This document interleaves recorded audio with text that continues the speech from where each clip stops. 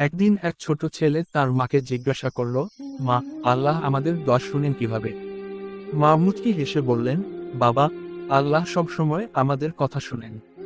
তিনি আমাদের মনে থাকা কথাগুলোও জানেন। আমরা যদি আন্তরিকভাবে তার কাছে কিছু চাই, তিনি তা আমাদের উপহার দেন, তবে যেটা আমাদের জন্য ভালো। ছেলে বলল, তাহলে যদি আমি খুব বড় কিছু চাই? মা বললেন, আল্লাহ অনেক বড়, তিনি সব কিছু দিতে পারেন। তবে মনে রাখতে হবে, আমরা যা চাই সেটা আমাদের ভালো করার জন্য না হলে তিনি তা দান করবেন না। কারণ তিনি আমাদের সবচেয়ে বেশি ভালোবাসেন। ছেলে অবাক হয়ে বলল, তাহলে কি আমরা যা চাই সব সময় পাবো না? মা বুঝিয়ে বললেন, পাবো, যদি সেটা তোমার জন্য উপকারী হয়। আর যদি না হয়, তবে আল্লাহ তার পরিবর্তে তোমার জন্য আরো ভালো কিছু দেবেন।